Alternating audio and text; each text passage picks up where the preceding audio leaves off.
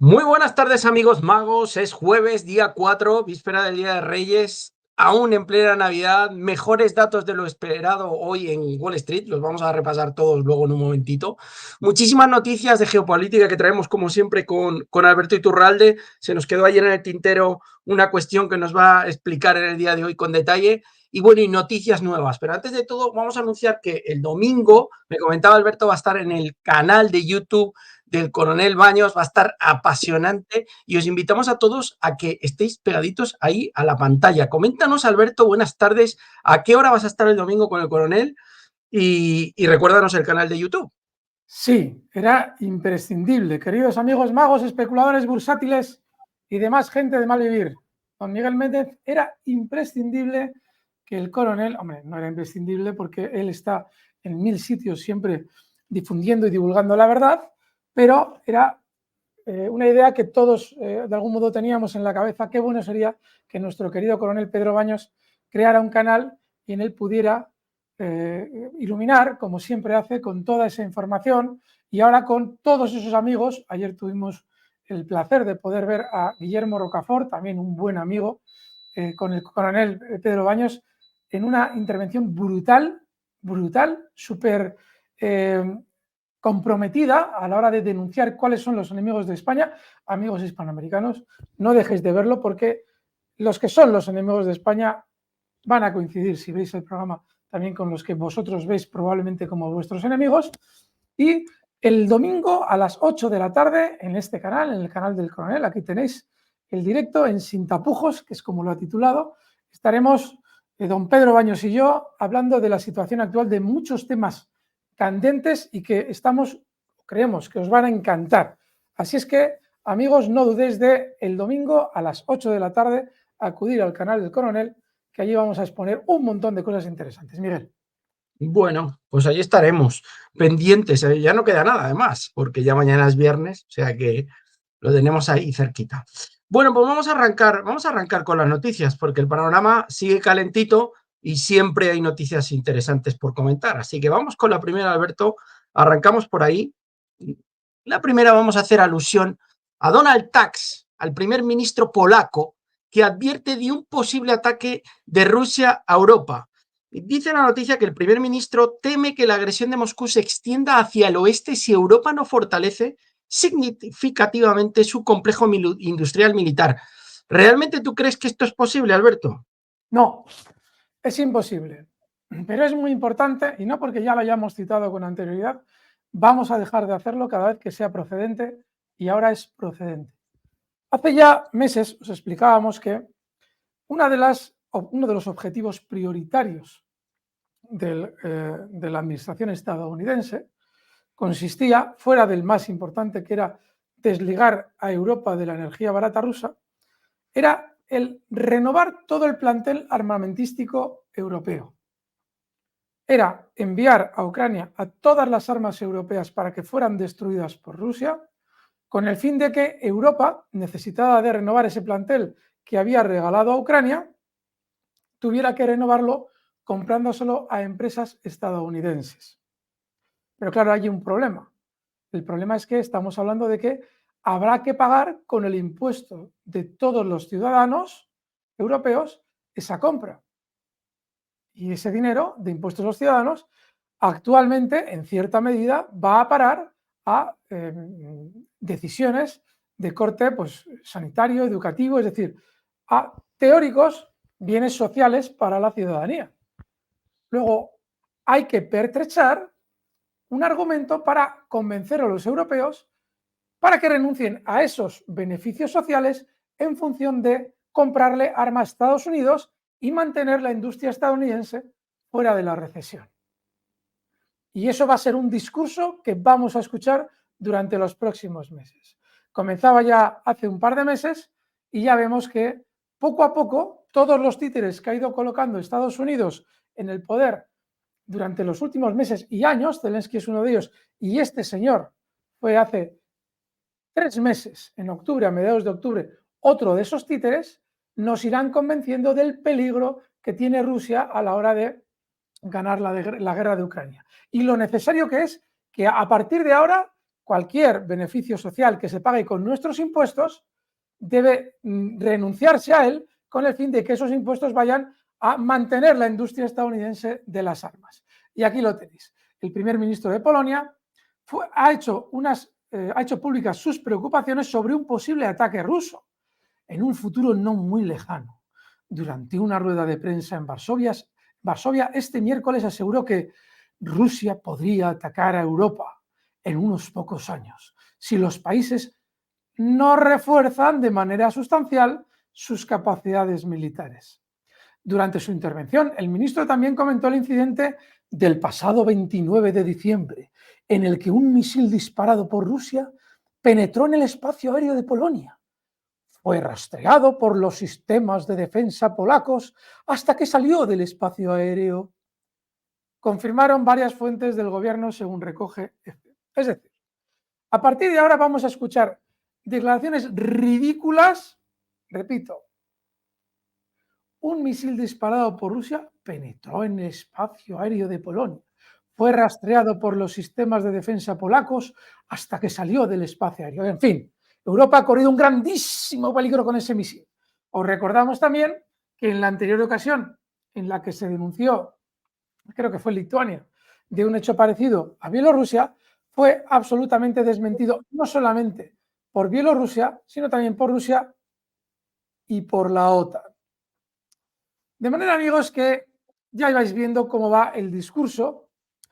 Aquí continúa, dice, ante este incidente y los crecientes ataques rusos en la guerra con Ucrania, que tendrá que ver el culo con el pulso, Tusk teme que Moscú va a extender su agresión hacia el oeste.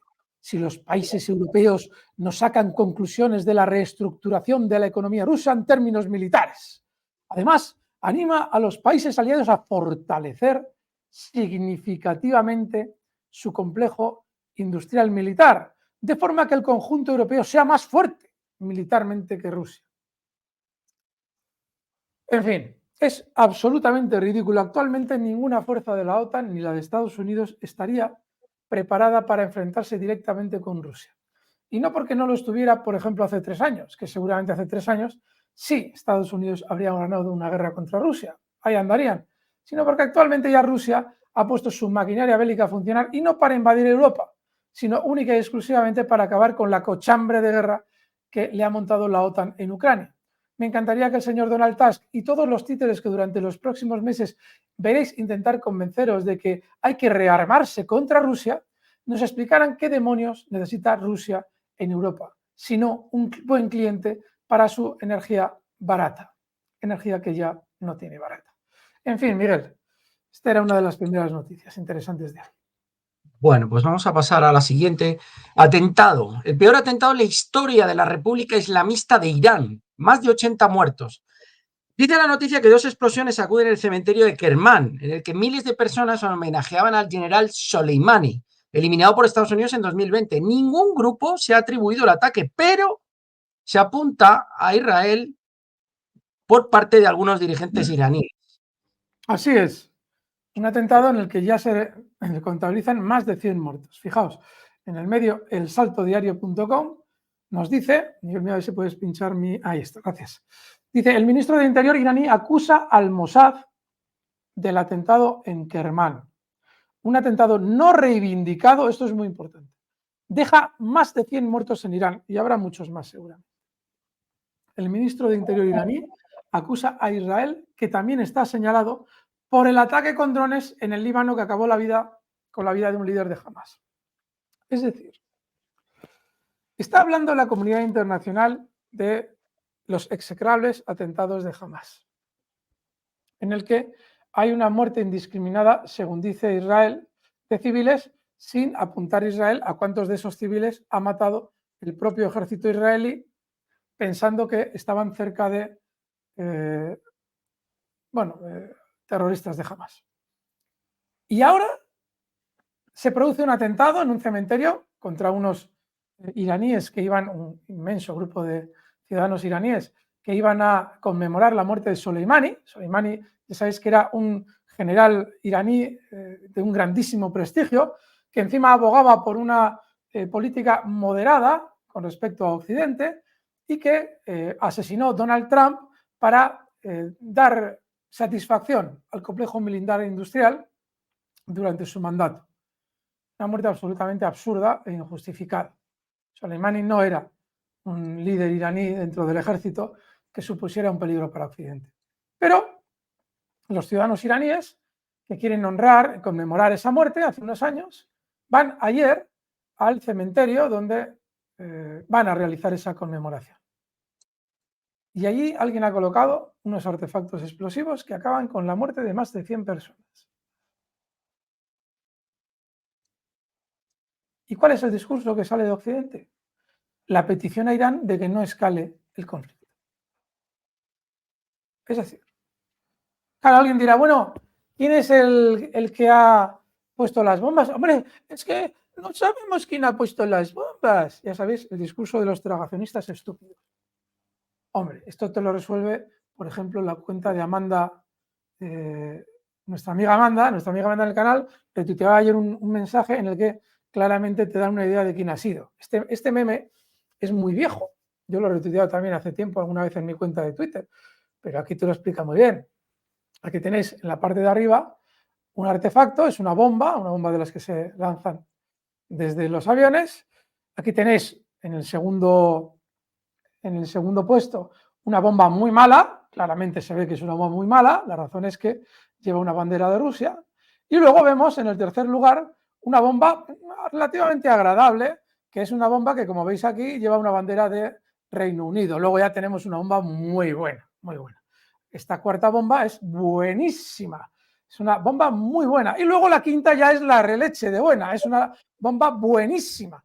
La que era bomba buena tiene la bandera de los Estados Unidos y la que ya es requete buena es la que tiene la bandera de Ucrania. Pero queda una bomba, que es ¿qué bomba? Y tenéis en sexto lugar la bomba que nunca existió, que lleva la bandera de Israel. Así es que, amigos, a poco que alguien conozca un poquito cómo funciona la política internacional, sabe perfectamente quién está detrás de ese atentado.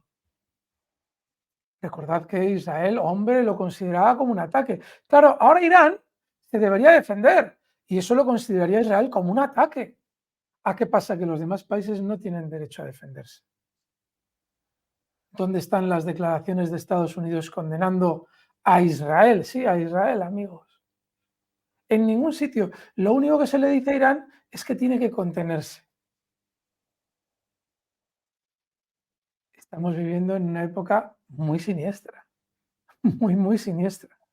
Amigos, por favor, poneros en comentarios qué es lo que os parece este hecho, qué creéis que es lo que ha pasado, quién creéis que ha sido. Sabéis que necesitamos como el comer vuestros likes y estos comentarios. Si acabas de llegar nuevo, por favor, suscríbete al canal. Miguel, continuamos.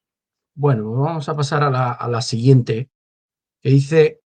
A ver, espera que me pincho a mí. Ahí está. El líder de la Cámara Baja de Estados Unidos arremete contra Biden en un viaje a la frontera con México. Dice que el presidente de la Cámara de Representantes, el republicano Mike Johnson, responsabilizó este miércoles al presidente Joe Biden del desastre sin paliativos que representa la crisis migratoria que afronta la nación. El país se encuentra en un punto de ruptura debido a los niveles sin precedentes de la inmigración ilegal. Y comenta el artículo, hoy hemos podido comprobar de primera mano los daños y el caos que está ocasionando la crisis en la frontera a todas nuestras comunidades, expresó Johnson durante una conferencia de prensa en Eagle Pass, en Texas. Ninguna pena. Yo entiendo que todos los países deben controlar sus fronteras, pero no hay ninguna pena, por lo menos por mi parte, para los países que basan su política y su economía en destrozar la de los demás. Así es que, y yo entiendo que hay muchas voces que dicen, no, Estados Unidos tiene que proteger sus fronteras. Estados Unidos es el último que tiene la legitimidad para proteger sus fronteras. Siento que mi discurso sea tan distinto a todo lo que se escucha. Miguel, vamos con más. Bueno, vamos con la siguiente. Dice, Hezbollah promete tomar represalias por el ataque israelí en el sur de Beirut. Acordaos ayer que ese llamamiento de Macron para intentar contemporizar una escalada bélica y esa petición al ministro israelí, intentando un poco, también de Naciones Unidas, de la ONU, intentando contener un poco la situación que se está viendo en el Líbano Y bueno, aquí empieza a haber los primeros, las primeras represalias que pueden llegar por parte de Hezbollah, Alberto. Bueno, Hezbollah seguro. De hecho, Hezbollah ya está dentro del conflicto, de algún modo. Pero es alucinante, es increíble la hipocresía de Occidente. Porque lo mismo que le están diciendo a Irán, también se lo están diciendo al Líbano. Recordad que Hezbollah no deja de ser un grupo militar independiente, aunque esté ubicado en el Líbano, y sin duda tendrá vínculos con el Líbano, sí, vamos, estaría bueno. Pero no deja de ser un grupo militar independiente. ¿Por qué se está bombardeando Beirut? No sé, ¿qué legitimación tiene alguien para bombardear Beirut? Y alguien dirá, no, es que está ahí el número 2 de Hamas. ¿Y qué? ¿Y qué? Y podemos bombardear lo que nos dé la gana porque ahí esté fulano, esté mengano, cualquier país del mundo. Y surge la siguiente pregunta. ¿Por qué no se bombardea a Qatar? Allí está el número 1, ¿no? ¿No tiene Israel submarinos? Que los tiene. ¿Por qué no van a Qatar y lanzan misiles contra Qatar? Es uno de los grandes enigmas de todo este conflicto. Si estamos legitimados para atacar ciudades fuera de nuestro país, no hablo ya de Gaza, que también, pero fuera de incluso de Israel y de Palestina, para alcanzar objetivos concretos, ¿por qué no te vas a Qatar? Es una duda que tengo yo. Me encantaría que nos dijeras cuál es vuestra opinión a este respecto. Miguel, continuamos. Bueno, seguimos. La OTAN convoca una reunión con Ucrania la semana que viene ante la ola de ataques rusos. Así Sí, que ya se van enterando veremos de a lo ver, que va la... veremos a ver cuáles son las instrucciones que le dan a Zelensky. Veremos. Pero sí, sí, sí. Básicamente, esto se basa en lo que es lo que vamos a comentar. Hace unos meses os comentábamos que el flujo de dinero de Europa a Ucrania se iba a incrementar, mientras que ese mismo flujo de dinero, en el caso de Estados Unidos, se iba a reducir, porque tiene unas elecciones, porque es muy poco políticamente correcto venderle a los estadounidenses esos presupuestos de 60.000 millones de una tacada para Ucrania que quieren aprobar. Sí, hay 16.000 por ahí locos para Israel, pero lo importante es 60.000 para Ucrania. Y todo ese tipo de cosas que en año preelectoral no son nada políticamente correctas. Así es que lo más normal es que en estas reuniones lo que se haga es a los líderes a los títeres de la OTAN, decirles por parte de Estados Unidos, oye, tenéis que poner más dinero vosotros porque, hombre, Putin tiene elecciones en marzo, a ver si conseguimos alargar la guerra más allá de marzo. De manera que, por cierto, Fíjate, si nos da Alberto, tiempo, sí. me parece muy importante la noticia que hemos comentado al principio del primer ministro polaco. Lo único que está diciendo es, oye, que nos puede atracar Rusia. Necesitamos más dinero para armamentos, necesitamos rearmarnos, necesitamos dinerito contante y sonante para comprar armas, porque Rusia es el malo de la película. Y al final yo creo que la OTAN va un poco por ahí.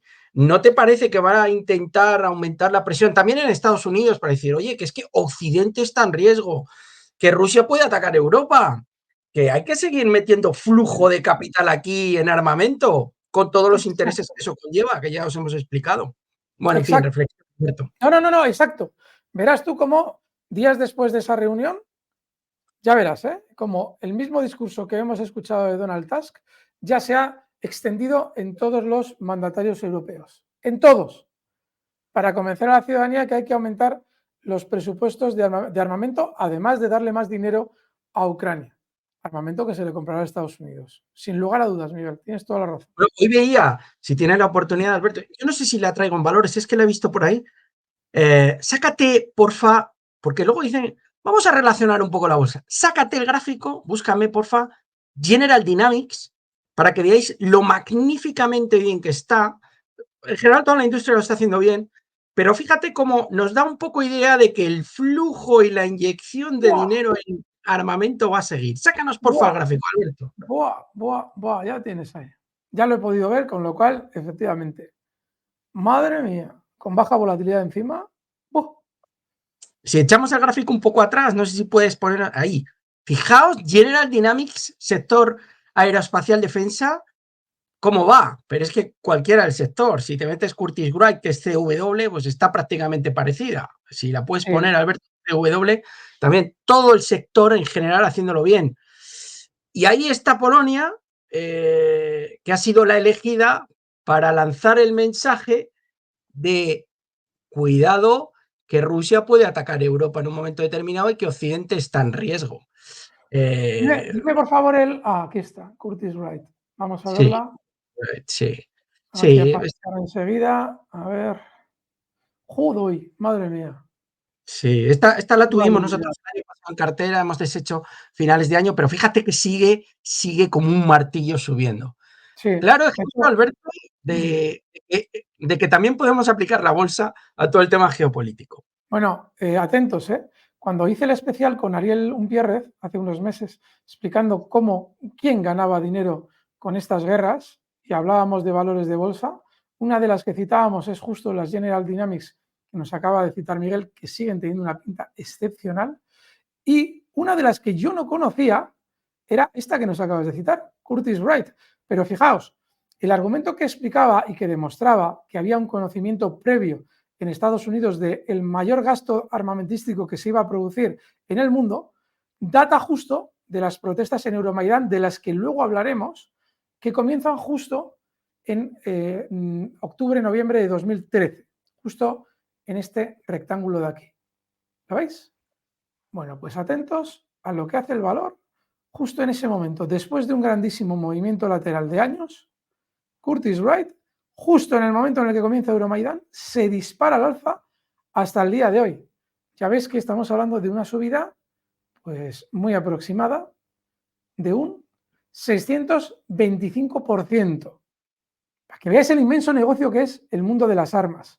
Y estos señores conocían ya justo en el Euromaidan que el negocio iba a ser brutal. Y de hecho, años antes, cuando el negocio no era tal, es decir, cuando todavía no había un Euromaidán en ciernes con el que hacer negocio, mirad qué movimiento tan decepcionante durante ni más ni menos que 5 años. El recuadro que estáis viendo en pantalla son 5 años de cotización, 6 años con, no, 7 años de cotización, desde 2006 hasta finales de 2013.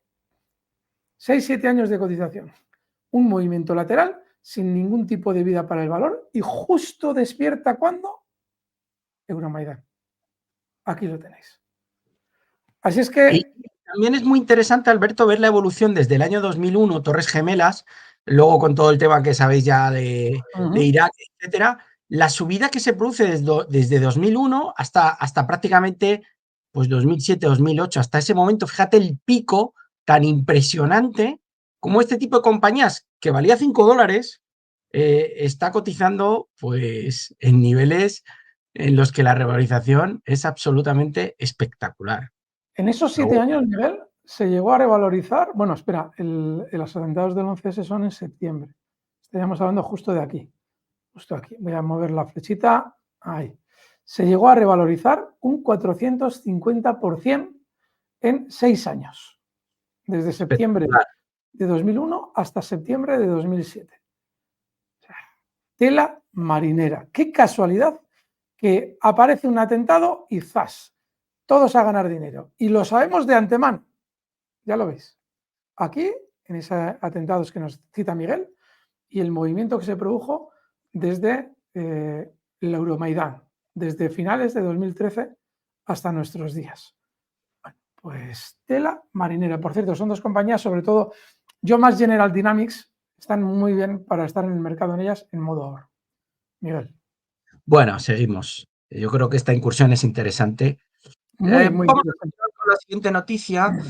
Bueno, esto es una entrevista de Zelensky a The Economist, en el que advierte del peligro de Occidente otra vez. Opinó que Occidente ha olvidado la importancia de lo que está sucediendo en Ucrania, es decir, del peligro de que Occidente se olvide de Ucrania, que me he expresado mal, y ese peligro dice, Putin se los comerá para cenar junto con su Unión Europea, OTAN, libertad y democracia. Y Zelensky comenta, irrita a Zelensky, no los éxitos de Rusia en el campo de batalla y la ausencia de avances en las Fuerzas Armadas de Ucrania, sino la confusión y las dudas entre los aliados y el distanciamiento de algunos de sus compatriotas. El distanciamiento es que se están dando cuenta de lo que representa Zelensky y Ucrania en este momento. En fin, para reflexionar, Alberto, nada más. Sí, sí, y de hecho es otra de esas voces que se unen a la cantinela que vamos a escuchar durante los próximos meses de que hay que enviar más dinero a Ucrania porque, hombre, va a venir después contra Europa o Ucrania, perdón, Rusia, con lo cual no solamente tenéis que enviarle dinero a Ucrania, sino renunciar a cualquier beneficio social en función de comprarle armas a Estados Unidos. Esa va a ser la cantinela y aquí tenemos una pequeña muestra. Miguel, muy bueno. Situación, Alberto, fíjate, ¿conseguirá Biden un nuevo paquete de ayuda de calado para Ucrania? Por parte de Europa, sí. Por parte de Europa, yo creo que sí. Por parte de Estados Unidos, era mi pregunta, pero bueno, por parte de Europa yo creo que casi seguro. Fijaos la presión cómo aumenta sobre Biden. México, todo el tema judicial con su hijo. En fin, presiones también por las ayudas a Ucrania, su situación de su estado de salud, las críticas dentro de su propio partido, las críticas de Trump, de todos los republicanos. ¿Conseguirá ese paquete? ¿Qué pensáis? ¿Logrará sacar adelante en un último truco de magia ese dinerito para Ucrania? Europa yo creo que casi seguro que sí, Alberto, yo creo que estamos todos de acuerdo. Pero ¿qué pasará en Estados Unidos? Bueno, en fin. Ponerlo por favor en comentarios, chicos. ¿Creéis que en año preelectoral van a conseguir los demócratas que se aprueben esos presupuestos de más, esa deuda de más para enviarla a Ucrania? Yo tengo mis dudas. Bueno, antes de que pasemos al tema que está pendiente explicar de Biden y demás, vamos a ir con Milei. Fijaos que ayer os explicábamos que se había cargado a toda la cúpula del ejército. Fijaros la noticia, yo hoy estaba un poco ruteando, pues tampoco había muchas noticias, periódicos argentinos, Alberto, y le pasaba esta durante la mañana. La nueva cúpula de las Fuerzas Armadas, ¿por qué garantiza el giro pro-estadounidense del gobierno? Fijaros el movimiento. Cambiamos a toda la cúpula del ejército en aras de ese movimiento que nos explicaba Alberto, con esa incorporación a la OCDE, con ese tratamiento del tema LGTBI, con ese giro inesperado en pro del cambio climático, etcétera, etcétera, etcétera. Entonces aquí me parece un ejemplo significativo más para que veáis un poco por dónde va el posicionamiento de Milei a medio plazo, Alberto. Formidable, formidable. Yo, bueno, Miguel, yo no sé cómo ves tú a este señor, yo lo veo ya como un bluff después de lo que hemos conocido, no ya de toda la propaganda ideológica que se ponía contra él, porque eso es toda una farsa, de los mismos caraduras que han arruinado a Argentina antes que Milei la arruinará después, pero las decisiones que está tomando definen muy claramente cuál es el talante de este hombre. Y claramente en el plano militar, efectivamente, está realizando un entregacionismo brutal, globalitarista en vena. Y además, Miguel, fíjate, a esa noticia que traes tú, hay otra más, creo que no sé si te la he pasado, Miguel. Ah, perfecto. Sí. Mira, fijaos, puede ser que suponga una sorpresa esas decisiones que nos traía ahora Miguel, ¿no? Porque esas decisiones al respecto del ejército de Argentina, en el que hay la destitución masiva de generales para colocar a otros que van a proteger mejor los intereses de Estados Unidos en la zona, en el ámbito bélico, militar. Pero es que, recordad, durante la campaña electoral, ¿qué nos hablaba Milei del tema del cambio climático? ¿Recordáis cómo se reía de toda esa religión calentológica? Lo cual a mucha gente le hizo, incluso a mí, me dio una sensación positiva sobre Milei porque realmente estaba colocando en la mesa algo que se lleva intentando ocultar muchísimo tiempo. Bueno, pues fijaos lo que nos dice esa noticia. Atentos. Voy a ver si la consigo yo por mi cuenta, porque antes te la he enviado, pero luego la he perdido yo. Sí, ahí está. El repentino interés de Javier Milei por la agenda climática.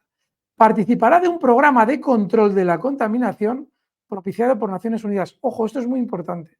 Cuando hablamos de una cosa son las emisiones de CO2, que es lo que genera toda la agenda climática, y otra cosa es la contaminación. La contaminación es algo que hay que intentar dentro de lo posible eliminar. Obviamente al 100% será imposible, pero joder, cuidar el planeta es imprescindible. Otra cosa es que tú tengas un pecado original por tu huella de CO2, que es lo que se te intenta imponer desde fuera, muy en contra de la opinión de muchos científicos. Fijaos, dice, el presidente Javier Milei tiene previsto viajar a la base Marambio en la Antártida para participar en un programa de control de la contaminación propiciado por Naciones Unidas. El jefe de Estado decidió la visita a la base argentina tras recibir en Casa Rosada a Rafael Grossi, director del Organismo Internacional de Energía Atómica de Naciones Unidas. Bueno, básicamente de lo que dije en un sentido, ahora hablo totalmente al revés. Totalmente al revés. Y no es más que en un al revés en el sentido de la agenda globalitarista. No era necesario criticar a Milei ferozmente en el plano ideológico antes de que tomara el poder. Si nada más tomar el poder, ya se iba a ver lo que era. Y ya se está viendo. Un bluff.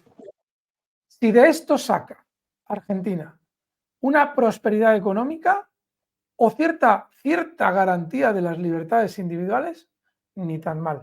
Pero a la velocidad que va este individuo ya aceptando la agenda globalitarista, es muy difícil que las libertades se garanticen en Argentina. Eso de viva la libertad, carajo, una farsa de este hombre. Porque sí, todos creemos, yo creo, en que efectivamente la libertad tiene que estar por encima de los demás criterios morales, porque con un mayor grado de libertad encuentras un mayor grado de igualdad de oportunidades. Es el problema del comunismo. El comunismo quería igualar lo que no es igual, y para igualar resta la libertad. Por eso, para mí, el comunismo es una ideología lamentable, no como la consideran ahora Pablo Iglesias comunista. Pablo Iglesias no tiene nada de comunista, ni Podemos ni nada. Son unos queras, unos arribistas, unos jetas que están simplemente llegando al poder y limitando las libertades en función de unos ideales comunistas falsos que ellos dicen defender. Con lo cual el comunismo claramente está siempre fuera de la libertad. Pero Milei va a restringir las libertades en función de intereses externos.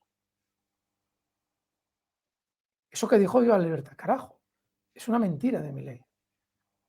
Y me parece lamentable que los que se dicen liberales en economía se estén tragando el sapo de Milei ya después de 5 días de estar en el gobierno, ya el sapo no te lo puedes tragar. Fuera BRICS, dentro OCDE, ya sabes de qué va este señor. Y todo lo que vayamos viendo de Milei en el futuro va a ir en el mismo sentido. Y lo que yo no puedo entender es cómo personas catedráticos de economía, verdaderos fenómenos de la economía, sean tan ingenuos en política. Sean tan profundamente ignorantes en política. Porque tú te puedes tragar el sapo de Milei hasta un punto. Pero en cuanto ves eso dices, no, este tío es un bluff. Ni va a haber soberanía para Argentina. Con la agenda globalitarista no va a haber libertad para los ciudadanos argentinos y ya veremos si hay prosperidad, que también empiezo ya a dudarlo y mucho. Ponedlo, por favor, amigos argentinos, en la caja de comentarios. Miguel, seguimos. Y sobre todo el timing, que ha llegado a acuerdos demasiado rápido. No sé si la situación puede ser muy urgente, pero a la hora de negociar ya lo hemos explicado. Tienes que endurecer un poco las posturas y yo creo que debes de intentar jugar a varias bandas a la hora de conseguir más dinero, más prosperidad. Se puede en determinada, yo puedo entender hasta que se venda, Alberto, pero que se venda para la prosperidad del país, pero de una forma un poco más inteligente, es decir, y menos apresurada. Yo es que le veo que va demasiado rápido en las tomas de decisiones. Ya ha abierto la puerta a Estados Unidos nada más llegar. Entonces, Estados Unidos le puedes ir abriendo puertas, pero tienes que ir sacando o logrando concesiones a cambio. En fin, veremos en qué termina todo esto, Alberto. Venga, vamos con tu tema. Sí, antes del tema de lo que vamos a comentar, que es un giro que ha dado, bueno, un relativo giro que ha dado el caso Euromaidan, quiero compartir con vosotros algo de lo que os llevamos hablando durante las últimas semanas, Miguel y yo, de manera recurrente, y es la gran cantidad de procesos electorales que se va a dar en el mundo durante el año 2024. Y es que ya hay muchos medios, incluido también Televisión Española. Ayer sacaba un pequeño breve sobre el número de elecciones que va a haber durante el 2024. Aquí, en las provincias, fijaos cómo ya nos dan una reseña demoledora. Dice, desde Estados Unidos a India, pasando por enemigos como Ucrania y Rusia, países clave como Taiwán, dictaduras como la del Sahel. Nunca antes se habían citado en las urnas tantos países. Si bajamos en el comentario veréis que dice que más de 60 países en los que habita la mitad de la población mundial acudirán a las urnas en comicios que van a tener un gran impacto mucho más allá de sus fronteras. Y si queréis ver cuáles son los calendarios electorales, nos vamos a la Wikipedia, anexo elecciones en 2024, fijaos hasta qué punto es numerosa la cantidad de elecciones que va a haber, que hasta tienen ya una página dedicada a elecciones en el 24 en la que vais a ver todas las fechas electorales. Recordad, la primera importante, Taiwán, 13 de enero. Luego continuamos, las siguientes son relativamente... Finlandia.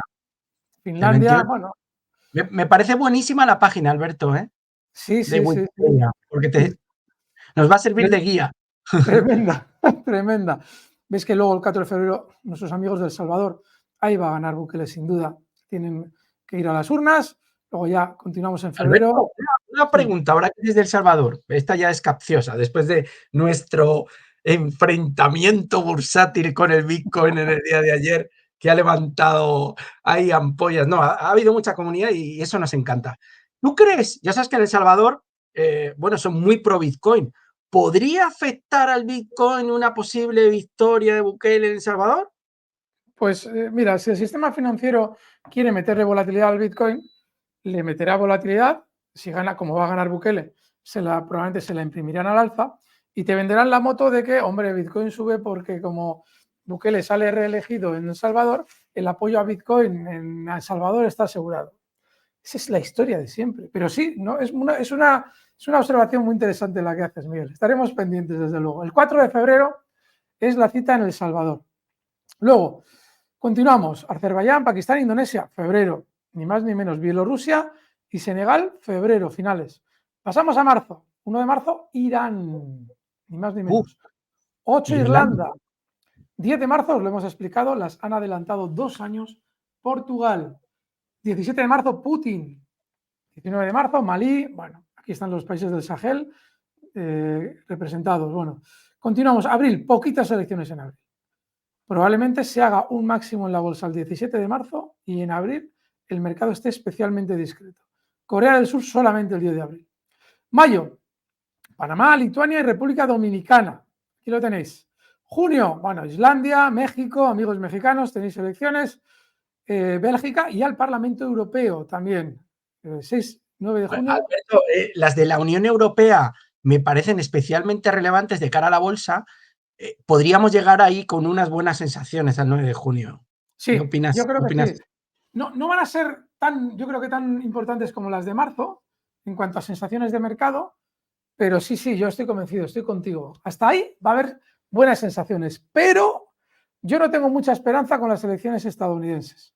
Fijaos, lo comentábamos el otro día, mi tesis es la de que a partir ya de acabar las elecciones europeas, lo normal es que la bolsa se mantenga hasta cierto punto lateral, incluso con un cierto sesgo quizás bajista. Fijaos, julio, Ruanda, octubre, en julio, obviamente en agosto no hay elecciones, en septiembre tampoco suele haber elecciones porque la campaña electoral en el país que convocará las elecciones en septiembre se debería desarrollar en agosto.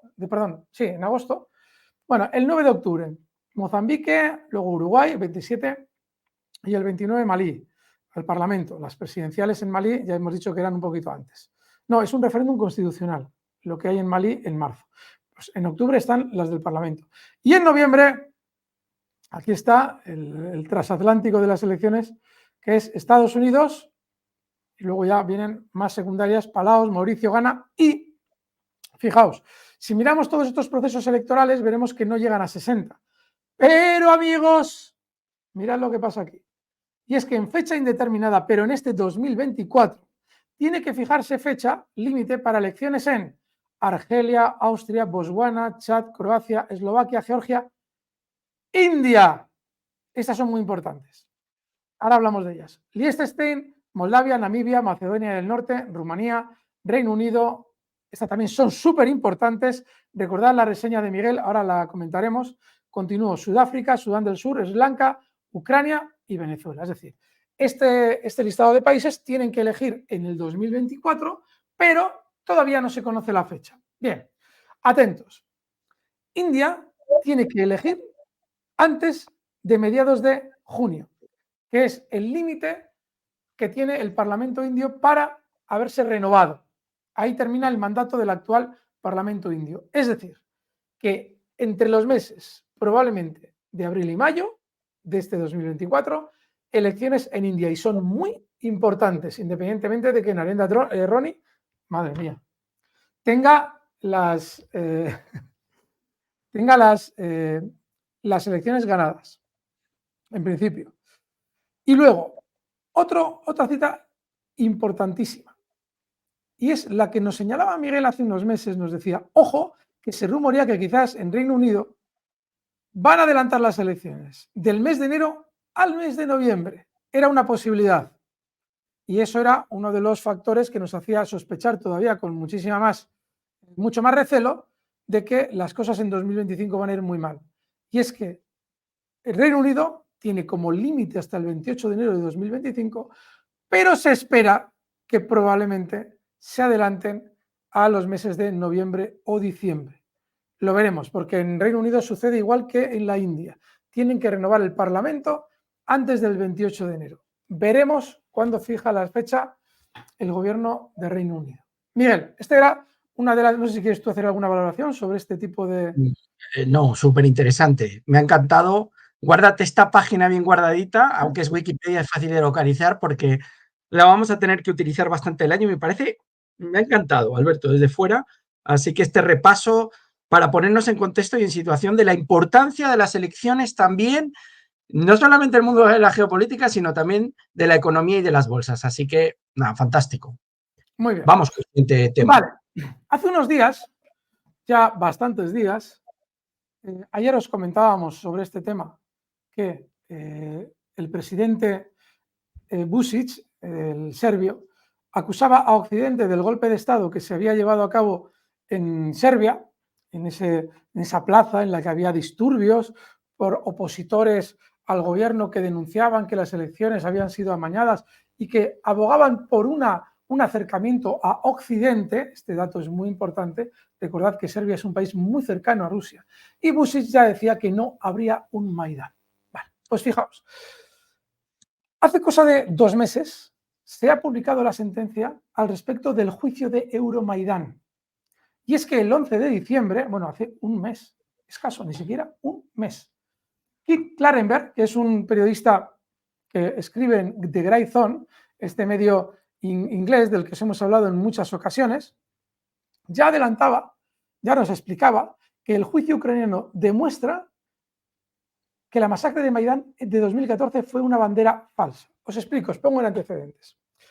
El juicio que se estaba llevando a cabo, recordad que el gobierno de Zelensky, bueno, los oficialistas, los que habían ganado en ese golpe de Estado, acusaban a la policía de haber sido los culpables de los asesinatos que se habían llevado a cabo mediante francotiradores en la plaza de Euromaidán. Claro, ¿quiénes eran los acusados? Concretamente eran 5 los acusados, pero vais a ver lo rocambolesca de la situación de esos 5 acusados. Merece la pena entrar un poco en este artículo y luego vamos a ir a otro documento que os tenemos. Dice, una masacre de manifestantes durante el golpe de Maidán de 2014 preparó el escenario para el derrocamiento del presidente electo de Ucrania, Víctor Yanukovych. Yanukovych, recordad que era más cercano a tener a Ucrania dentro de una cierta órbita económica relacionada con Rusia. Ahora un juicio explosivo en Kiev ha arrojado evidencia de que los asesinatos fueron una bandera falsa diseñada para provocar un cambio de régimen. Bien, os pregunto, ¿habéis oído hablar de que haya habido alguna sentencia a este respecto? En general en los medios globales, no, ¿verdad? Pues atentos a lo que se ventila en el juicio. Dice, 2 agentes de policía acusados del tiroteo masivo contra manifestantes de la oposición en la plaza de Maidán fueron liberados después de que un tribunal ucraniano determinara que los disparos fatales en la infame masacre se realizaron desde un edificio controlado por la oposición. Es decir, esa oposición que había instigado a los manifestantes a, en Euromaidán, reclamar la salida de Yanukovych. Dice, el 18 de octubre de 2023, el Tribunal de Distrito, nombre impronunciable, en Ucrania, determinó que de los 5 agentes procesados, ahora veréis los otros 3 dónde están, uno sería absuelto de plano, mientras que el otro sería condenado a tiempo cumplido por presunto abuso de poder, es decir, simplemente abuso de poder en su cargo de policía. Nada que ver con los tiroteos. Y ahora viene.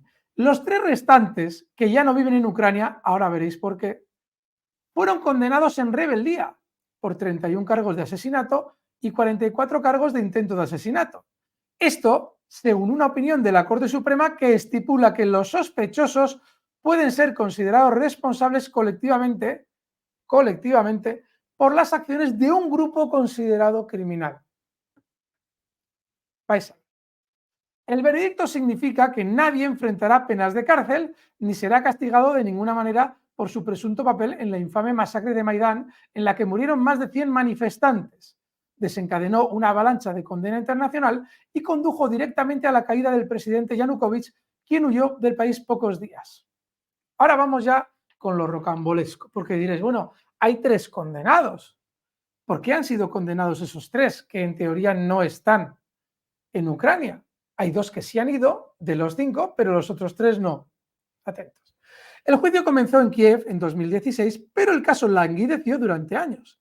Las cosas se complicaron aún más en 2019, agarraos, cuando el presidente ucraniano Zelensky intercambió a los 5 acusados por prisioneros retenidos por los separatistas del Donbass.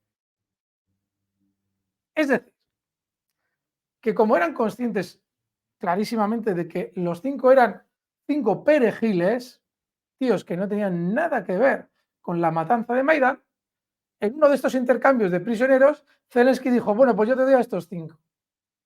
No tiene ningún sentido. Si tú estás juzgando a 5 individuos por ni más ni menos que 30 asesinatos, de los 100, lo último que puedes hacer es dárselo a otro país. ¿Intercambio de qué? Estás hablando de policías ucranianos, no de personal ruso en Ucrania. Esos 5 individuos son ucranianos, policías ucranianos. Bueno, pues Zelensky se los entrega a Rusia. Pero lo más rocambolesco es que posteriormente 2 regresaron voluntariamente para comparecer ante el tribunal. Vamos, o sea, es decir, que todavía de los 5, desde Rusia vuelven 2 diciendo, yo voy al juicio. ¿Qué es lo que sucede? Que dice, bueno, como los 2 que van al juicio no les podemos culpar de nada porque no hay ninguna evidencia, culpamos en ausencia a los otros 3, a los que no han vuelto. Y eso porque yo lo valgo. Como era de esperar, continúa el artículo, el veredicto ha provocado indignación en las familias de las víctimas y los abogados que planean apelar. Vale. Y luego continúa, en un aparente intento de distorsionar el resultado del juicio, varios medios, incluido Reuters, simplemente se refirieron en sus titulares a que el tribunal condenó a los agentes. El Kiev Post llegó incluso a afirmar falsamente que los 5 habían sido declarados culpables. Este es lo que los medios dicen de este juicio. Pero hay más en la historia de lo que los medios han dejado entrever. Como reconoció incluso el Kiev Independent, financiado por Occidente, un ex investigador de alto nivel, encargado anteriormente de investigar la masacre, dijo que el veredicto se produjo tras años de sabotaje deliberado por parte de las autoridades ucranianas que han hecho todo lo posible para asegurarse que no haya resultados reales. La cuestión de por qué los funcionarios de Kiev intentarían sabotear la investigación ha sido ignorada en gran medida por los medios de comunicación tradicionales. Y ahora vamos al meollo del juicio. Dice Kit Klarenberg, el investigador, dice, a lo largo del documento de 1 millón de palabras hay pasajes que demuestran de manera concluyente que el fuego de francotirador emanó de edificios controlados por la oposición a Yanukovych.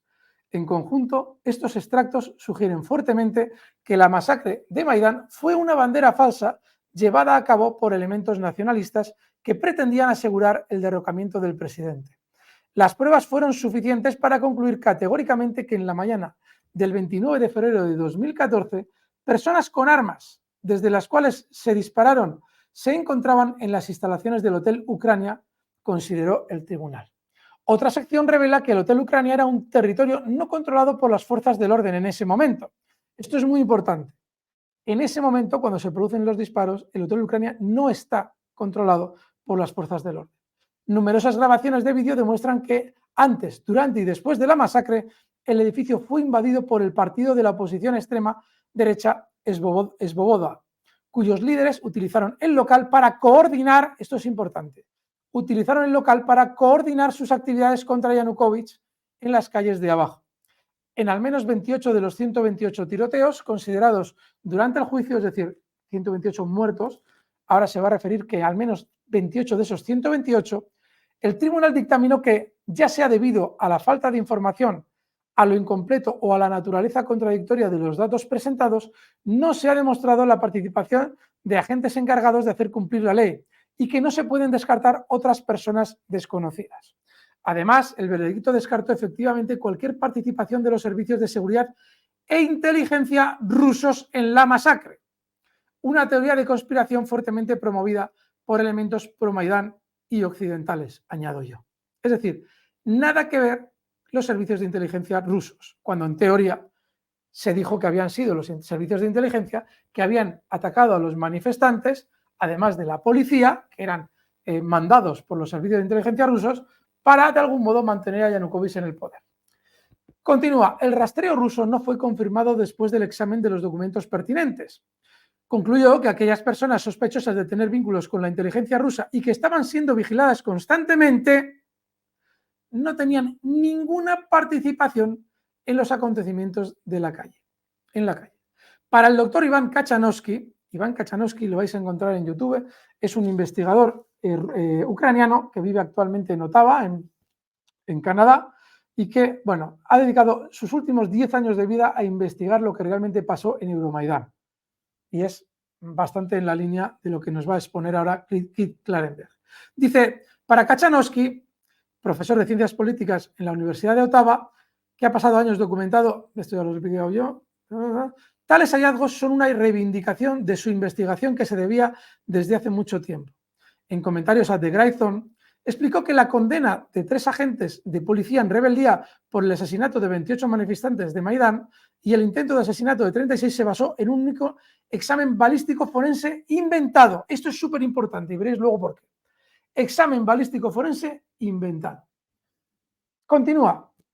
El defectuoso examen forense de las balas revirtió los resultados en otros 40 exámenes balísticos realizados anteriormente, cada uno de los cuales, señala Kachanowski, mostró que las balas de los Kalashnikov de la policía de Berkut no coincidían con las recuperadas en los muertos de los manifestantes asesinados en Maidán, los cuerpos.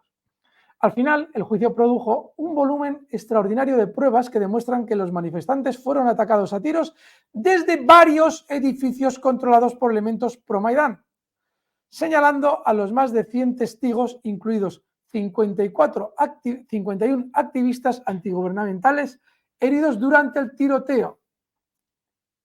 Y dice que habían recibido desde estas zonas disparos todos estos manifestantes, o que estos testigos habían visto francotiradores ubicados en esos edificios. Por otra parte, el veredicto rechazó una reconstrucción en 3D del tiroteo de 3 activistas de Maidán, producida, como no, por un estudio de arquitectura no convencional con sede en la ciudad de Nueva York llamado Situ. Este análisis falso, que fue financiado con una suma de $100.000 por la sucursal de Kiev de ¿quién? De la Open Society Foundation de George Soros. Este estudio fue fuertemente promocionado por The New York Times y otros medios de comunicación occidentales y presentado como prueba definitiva de que las fuerzas de seguridad ucranianas eran responsables de las muertes. Pero el modelo Situ cambió la ubicación de las heridas de las víctimas desde el costado o la parte posterior del cuerpo y alteró los ángulos de la trayectoria de las balas para condenar fraudulentamente a la policía por sus asesinatos. Como explica Kachanowski, esto es fraude y desinformación deliberados. Vale. Vamos a volver ahora a este informe. Pero antes, fijaos, vamos a pensar un poco. Recordad que cuando Putin entra en Ucrania, inmediatamente, no sé si os acordaréis, se empezó a producir un borrado de información masivo de las denuncias de muchos medios occidentales sobre el carácter nazi de muchos grupos militares ucranianos.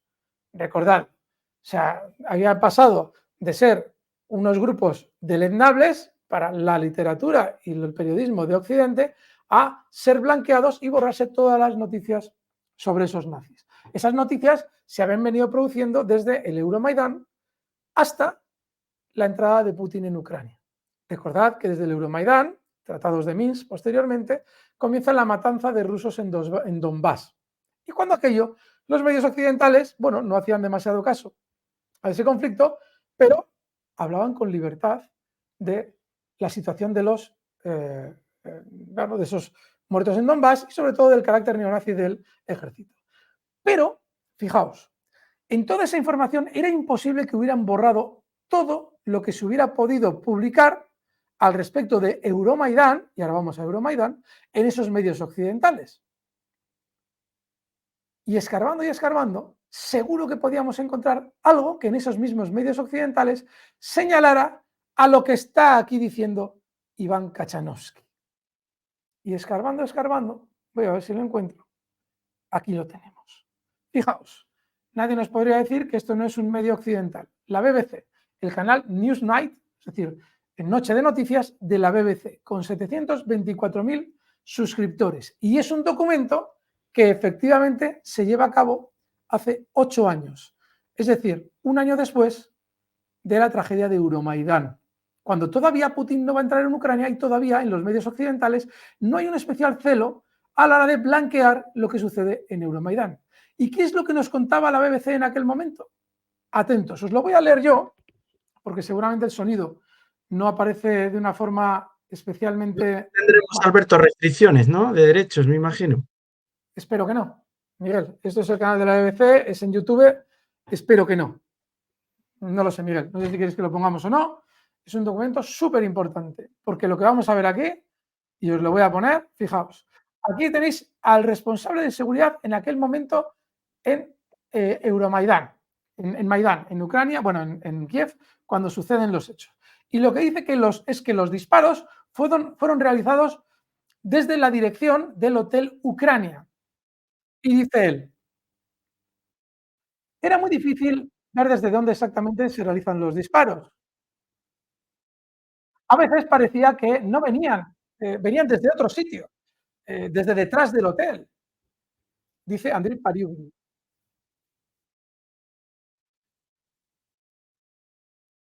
Y dice, la ubicación importa. El Hotel Ucrania estaba esa mañana en gran parte bajo control de las fuerzas gubernamentales, pero el edificio del conservatorio, a varios cientos de metros de distancia, estaba firmemente en manos de los manifestantes. Esto es muy importante, lo del conservatorio.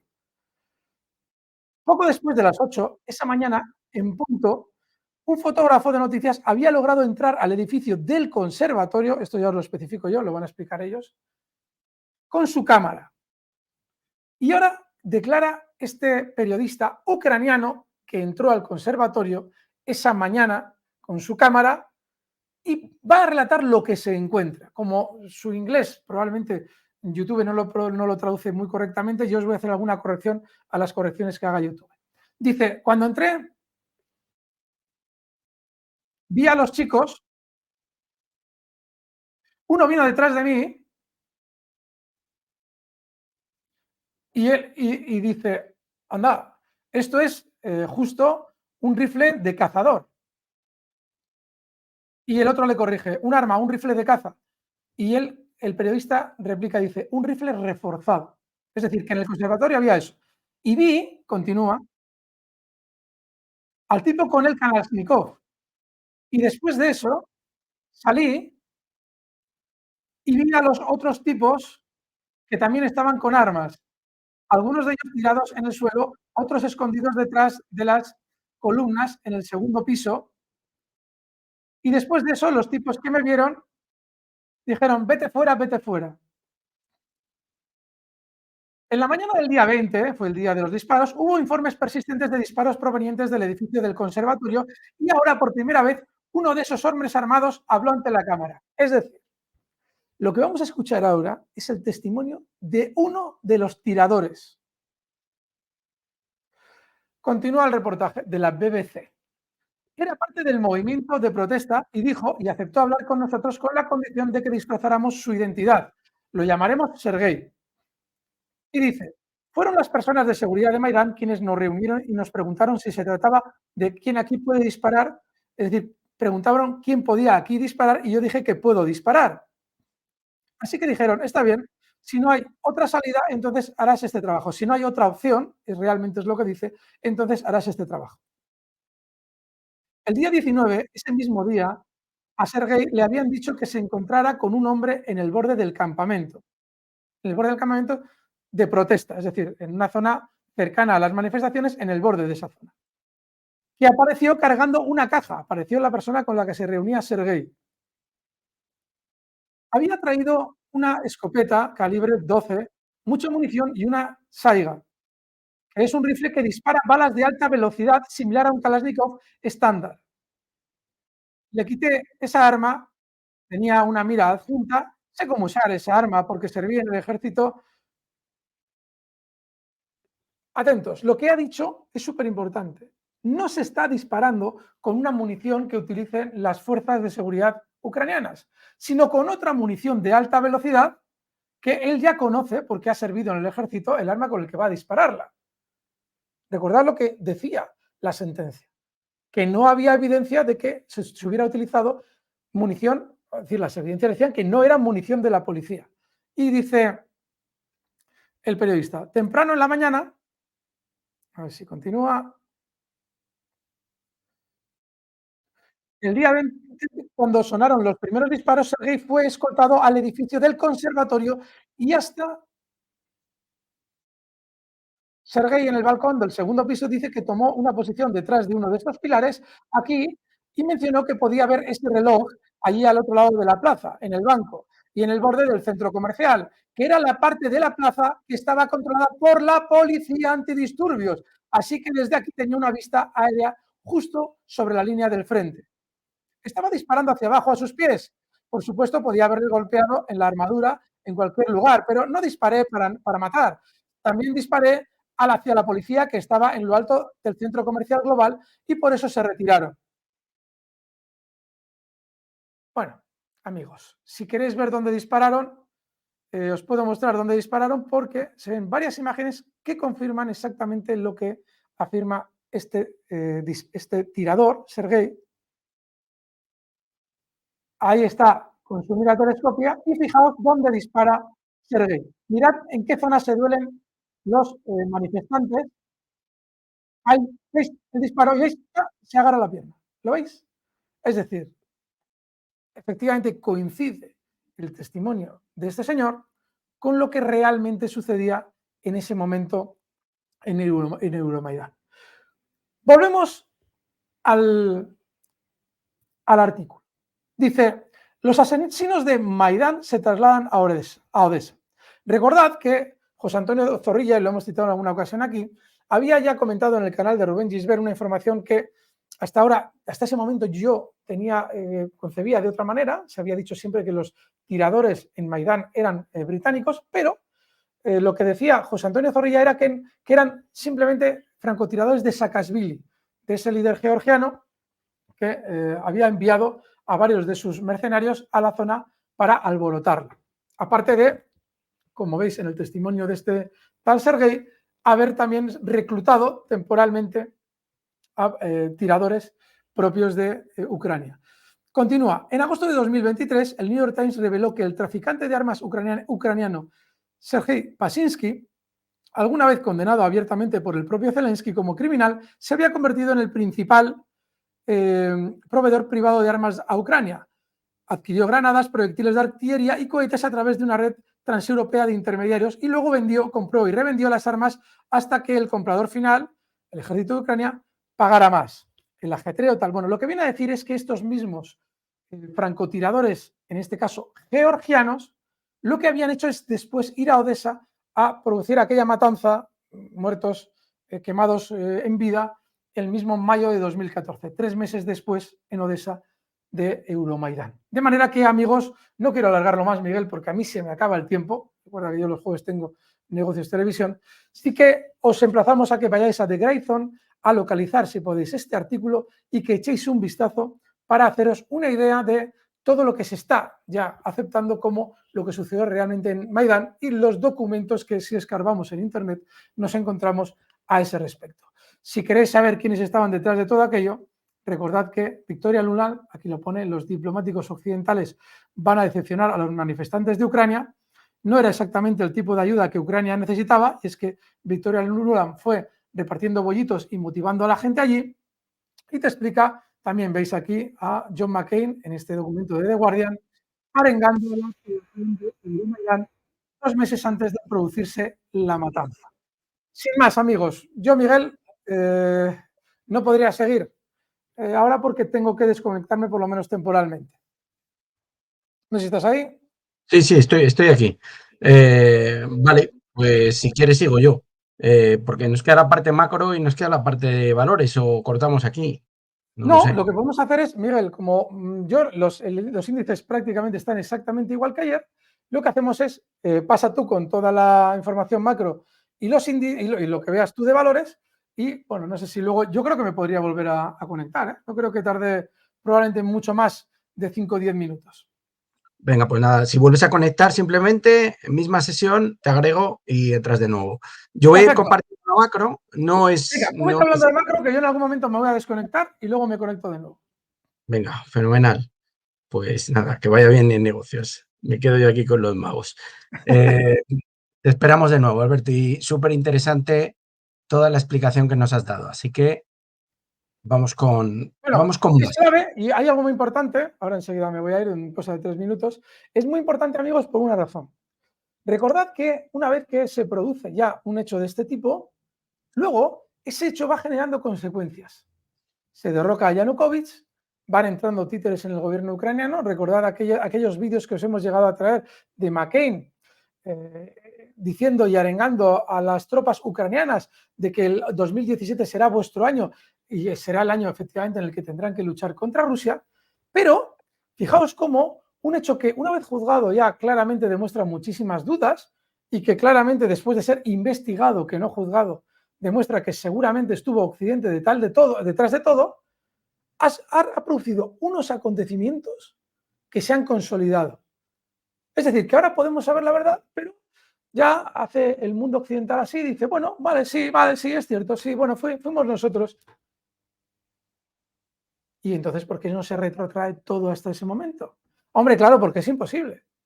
Pero lo que no es imposible es que los efectos de ese hecho ahora estén consiguiendo que 500.000 personas hayan muerto en Ucrania así, por el interés de Occidente. Y ahora se sabe que era falso, pero bueno, ha pasado el tiempo y han sido hechos consolidados. Ponednos, por favor, en comentarios qué os parece esta política tan abyecta. Miguel, vamos con tu macro. Venga, vamos con ello. Bueno, antes de nada, voy a presentar, que tengo aquí la diapositiva del día de ayer, que me parece... no, esta no es, perdón. A ver si puedo localizarla. Es esta, si no me equivoco, pero voy a intentar sacarla bien. A ver si puedo con ello. Si no, aquí está, aquí está.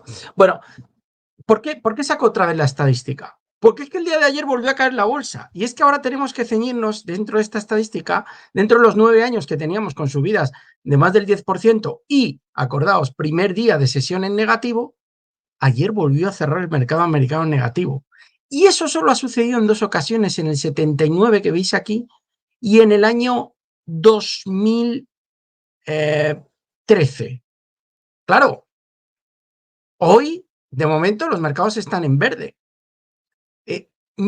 Solamente ha ocurrido una vez, que ha sido el 2013, en el que después de subir un 38% el Nasdaq en 2013, más del 10%, la primera, la segunda y la tercera sesión cerraron en negativo. Si hoy cerrase positivo, serían esos 2 años. Bien, ¿qué hizo en el año 79 la bolsa? Aproximadamente subió un 3 y pico, 4% el día 3, día 4, día 5 y día 6. Aquí tenéis 1,40, 1,39, 0,61. Y en el 2013 la subida fue muy escueta. La subida global solo fue del 0,32, aunque a partir del cuarto día empezó a remontar. Bueno, es un puro factor estadístico, pero lo que está ocurriendo no ha ocurrido en muchas ocasiones. tras un año de más del 10% del Nasdaq, 2 primeras sesiones en negativo. Vamos a ver cómo acaba hoy, que el mercado está rebotando. Simplemente quería que reflexionáramos sobre el tema. Tema macro. Ven, ¿qué hemos conocido en el día de hoy? Bueno, PMI español un poquito mejor. Ojo a los extraordinarios datos que en principio no han sentado nada bien de encuesta ADP, ojo que tenemos mañana dato de empleo en Estados Unidos, y peticiones de subsidio por desempleo por debajo de lo esperado, un poco en contra de los pronósticos. ¿Y esto qué quiere decir junto con las actas de la FED que conocimos ayer? Que parece que nuestro pronóstico, Alberto, de subida de tipos en marzo empieza a desvanecerse. ¿Por qué? ¿Qué dijo la FED ayer? Dijo que la postura política actual, uno, es apropiada. Dos, que las proyecciones, evidentemente, implica la situación actual que probablemente a finales del 2024 los tipos van a estar más bajos. Eso todo el mundo lo sabe. Y en tercer lugar, ¿qué dijeron? Enfatizaron en la importancia de mantener enfoque cuidadoso y dependiente de los datos, nada extraño. Sería apropiado que la política permaneciera en una postura restrictiva durante algún tiempo hasta que la inflación estuviera claramente descendiendo de manera sostenible. ¿Esto qué quiere decir? Que se quieren asegurar que la inflación no es un problema. ¿Y qué pueden conseguir con ello?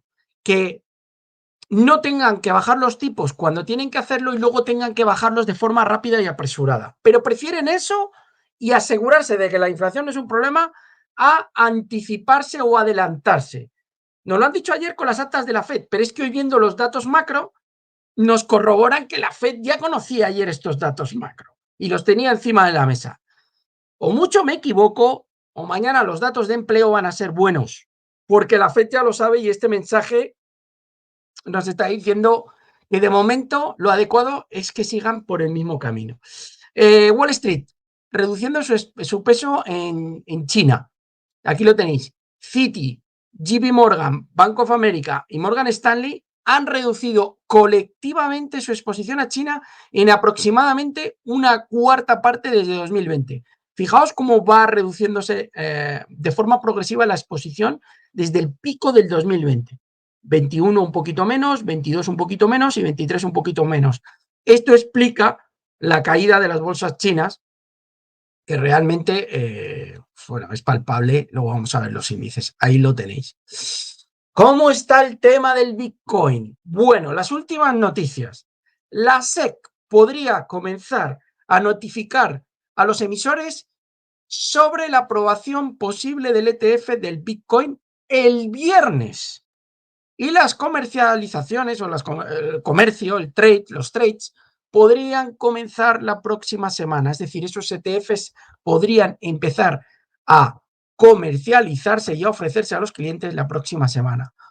Ojo, porque hoy está volviendo a subir Marathon Digital y compañía, que ayer las analizábamos. Bueno, ayer me había reñido algunos porque no terminamos de analizarlas, pero vamos a hacer un repaso hoy y las vamos a ver ahora. Performance por sectores. Sector que mejor performance tiene a lo largo de los últimos días, desde que ha comenzado el año. Healthcare, salud. Segundo sector, fijaos que en este he insistido mucho.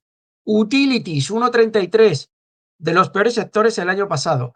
Consumo defensivo, también muy bien. Todos los valores defensivos lo están haciendo bien. El caviar lo está empezando a hacer bien. Caviar sobre todo más conservador. Financial ya en negativo y tecnología 4,21. Esto hasta el día de ayer. Y por industrias, Drug Manufacturers 5,10, Medical Distribution 3,78, Healthcare Plans 3,45, aseguradoras también que están viendo muy bien 2,55, transporte marítimo, Dorian a la cabeza, sigue muy bien 2,47, tabaco, utilities, bebidas, distribución de comida, etcétera. Bueno, ahí tenéis las industrias con mejor comportamiento. La Reserva Federal, dice este inversor o gran inversor Steve Eastman, la Reserva Federal tardará en recortar los tipos de interés este año.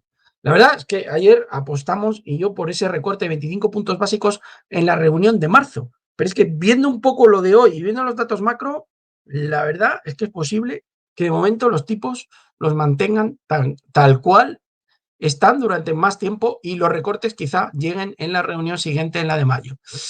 Bien, y vamos a pegar un repaso a los resultados empresariales en el día de hoy. ¿Quién ha presentado resultados empresariales? Conagra Brands. Esto está relacionado con todo el tema de snacks y comida así de picoteo que les encanta a los americanos. Beneficio por acción 0,71, bate revenue 3.210 millones por debajo. En pre-market venía cayendo un 3%. Simply Good Foods, una compañía que a mí me gusta mucho, ha batido en beneficio por acción, pero pierde en ventas. Subía un 1,49 en pre.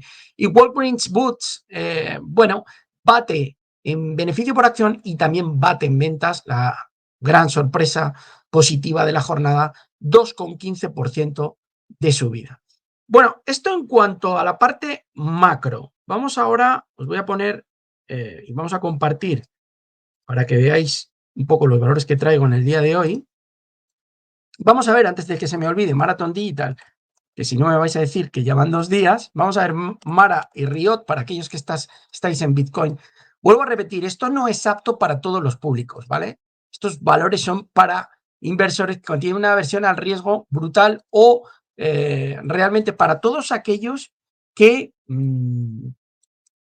tienen poco volumen en estas posiciones. Fijaos, yo esta mañana comentaba a los suscriptores que han recibido el vídeo por la mañana, esta figura que veis aquí, hay 2 figuras, ¿vale? Las voy a quitar. Esta figura es una pauta de techo. Y esta figura, esto esta mañana no estaba formado, la subida del día de hoy está subiendo un 6, esta es una figura de suelo entrante. Es una figura clara de suelo entrante, la tenéis aquí en velas japonesas. Esta pequeña vuelta en V es probablemente tiene continuación. Yo esta mañana comentaba que probablemente se iba a ir a niveles de 26, 26 y medio para dibujar la V. Estamos en 24,82. Vamos a ver qué pasa con la noticia final de la aprobación del ETF. Pero bueno, la vuelta es muy importante. Es verdad que yo en un principio pensé que iba a intentar romper los 20 y a cubrir esta pequeña patada alcista que tiene aquí, pero realmente no llegó a perder niveles de 20 Marathon Digital, se quedó en 20,36 y el giro ha sido muy fuerte. Por lo tanto, ojo porque podría tener continuación la subida a lo largo de la sesión de hoy y vamos a ver en próximas subidas. Eso sí, el activo está muy volátil, el activo está impredecible, el activo es muy imprevisible, tiene muchísima volatilidad, al igual que el Bitcoin. Pasamos de la alegría, de las sensaciones de alegría a tristeza y de avaricia y codicia a pánico en cuestión de pocas sesiones, incluso en cuestión de horas. Por lo tanto, cuidado aquí porque la volatilidad es extrema. Riot, exactamente lo mismo, es una pauta de suelo entrante. Me gusta más la figura realmente de Marathon Digital que la de Riot, pero bueno, acordaos, misma virulencia en la subida y ahora hemos ido a testear el soporte que está a niveles de 14 y giro al alza. Vamos a ver el Bitcoin rápidamente, que lo tenemos por aquí. Ahí lo tenéis. Rango lateral. Realmente es que, fijaos, 1, 2, 3, 4, 5 ocasiones ha servido soporte a los niveles de 40.000, 40.500. Y fijaos qué volatilidad que de repente se planta en 44.000. Desde luego, nivel de referencia por la parte de arriba, niveles de 46.000. Esa ruptura nos abriría el camino a 48, incluso a 50.000. Por la parte de abajo, la pérdida del 40.000 acentuaría la liquidación de las posiciones largas y se podría ir a buscar niveles más cómodos en 37, 38.000. Por lo tanto, hay que estar atentos, pero aún no ha dicho su última palabra. En cuanto a los valores, vamos a ver un poquito aquí, lo tengo 4 de enero. Bueno, ¿qué está haciéndolo bien? Lo está haciendo bien sobre todo, espera, voy a poneros, ahí lo vais a ver un poquito mejor. Lo está haciendo bien sobre todo, valores de transporte han empezado bien y es el caso de la compañía danesa DSV Panalpina, que os hemos hablado por activa y por pasiva de ella.